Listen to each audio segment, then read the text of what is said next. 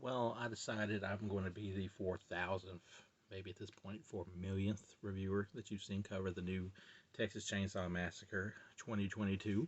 That is exclusively on Netflix. It's produced by Fede Alvarez and directed by, was it David Blue Garcia, who hasn't done much. I think he did one other movie prior to that, and he might have been a cinematographer on, I think, Blood Feast or Bloodfest or whatever it was that came out a few years ago. But this one, this one's got a lot of hate online. It's also got, well, in the Facebook community, there's quite a bit of a mixed reaction. But I see more negatives than I do positives. Me personally, I will say up front that I don't hate it. Of course, this is coming from, if you look at what we've had here, we had, you know, Texas Chainsaw 3D, which I'm a fan of Alexander Daddario, which is the only reason I found that tolerable. But the logic was out the window on that. I mean, it shouldn't. The time frame was way off on that one. I don't even want to get into that right now. And who can look over the terrible dialogue of "Do Your Thing" cuts? Not saying that this movie doesn't have bad dialogue, but it's a horror movie. I think everything has bad dialogue, but Texas Chainsaw 3D was loaded with it. And then here come Leatherface, which was horrible. Horrible. Like, the less you could say about that movie, the better. That movie was so bad, that's why the rights went somewhere else and why we got this movie. So, if you wasn't keeping score at home, the track record for this one wasn't looking very good out the gate because I think the original director, stepped down after like a week or two of filming and had to go back and reshoot stuff. It was supposed to be theatrical. Of course, you can blame the COVID or whatever you want to blame, but it ended up going straight to Netflix. So the outset of it wasn't looking necessarily promising when this thing was first announced, but I look forward to it anyway.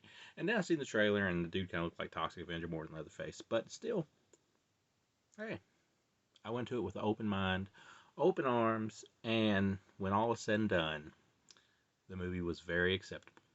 10 times better than the last two. Not great. Better than probably the original Part 4.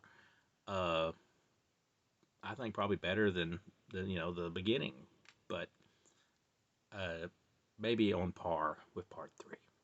That being said, though, the plot here is somewhat simple. It's very simple. Like, outside of a few instances, like the story of this pretty well takes place in one area, and basically you have two people that are like they're internet famous. I think they're chefs, and the guy's got his fiance, and the girl's got her sister, who just so happened to have survived a school shooting at one point, and they're going to this little town of Harlow, Texas, where it's a ghost town, and they've bought it out, but they've also heard the legends of, you know, Leatherface and what had happened there previously, and it's they kind of like, so they go to this ghost town, and they're going to auction everything off, and they're kind of just looking around, and he spots a rebel flag, which is cause for concern for him because he's a black man, and we all know the history of the rebel flag these days. And when he goes in the orphanage to ask this old lady, this creepy old lady, to take it down, we don't know if she's there originally because everybody's supposed to be gone, but she's in there. And they get into a bit of a scuffle over who owns the place. And long story short, she has a heart attack, and her kid that she's still watching over just so happens to be Leatherface. So things get running there. Now, there's three things about this movie that I don't particularly care for. One of them I'm going to save to the very end of this because it's a bit of a spoiler.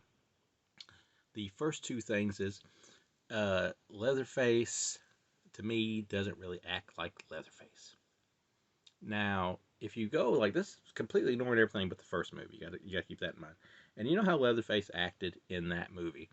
The mannerisms and all that, outside of maybe a chainsaw dance, near the end there, uh, doesn't really seem like how Leatherface acted in the previous movie that we're basing this on. Of course, that could go into the second thing I have a problem with, which is the fact that Leatherface does a whole lot of work for somebody that age. He's, what, 60, 70 in this movie should be? And he does some very extraordinary things. It is a horror movie, you got to throw logic out the window, but old man Leatherface tends to get the job done quite well. The movie itself, I like the blood. I like the violence. There's a lot of gore in it. There's some tense moments here. They really do a lot of tense moments, which is something that goes a long way because, there's edge of the seat type stuff if you want to watch it with somebody or something like that. The gore is good. Some of them make you kind of cringe a little bit because it looks very painful. One involving a leg and a sledgehammer, I believe it was what I would name. The fact that there is actually a chainsaw massacre here, which is good because how many times have we had Texas Chainsaw Massacre movies where a couple people die at best with the chainsaw? There's the bus scene I'm sure you've heard about. It's loaded with gore, loaded with blood, loaded with, you know, cancel culture references, and lots of chainsaw kills. So that one probably makes the movie worth watching on its own. So add that in with some tolerable characters, I'd say that this movie, to me, was a solid 3 out of 5 and definitely worth a watch. So that's the basic review. Now, if you want to stop here, go ahead. But the main thing that I don't like about this movie is uh, they do play off the Halloween stuff, the more recent Halloween stuff, where Laurie Strode was waiting for Michael Myers to come back so she could kill him. Sally just so happens to be left around here and she become a ranger and she's waiting for Leatherface because she never could find him and she just wants to kill him. So very much in the same tone of that. And they do borrow some things from Halloween. But my biggest issue with that is she seems to be extremely wasted.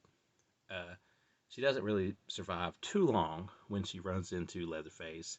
And while she does get a little last moment of glory there, it seems like they kind of just wasted the character. And it's kind of like, why bring her back just to do that?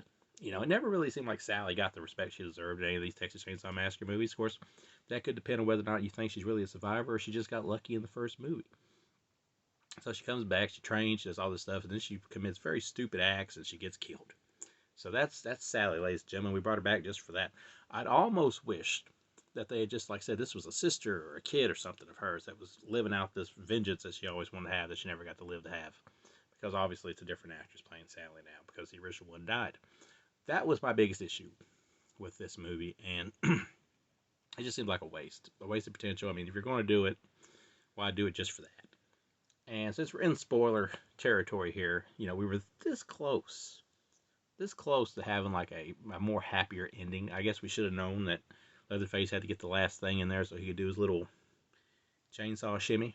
But I think horror movies these days would probably be best if they left things a little more cheerful these days because everything's always bad. You're used to like somebody dying important at the end or nobody living, but this one, you know, almost did something a little different. Because when's the last time you had two survival, you know, girls in a movie? But that still being said, it was fun. It was bloody. Way, way better than Leatherface and Texas Chainsaw 3D. So if you're on the fence about watching it, I would say go ahead and check it out. 3 out of 5. 3.5 out of 5 to be exact.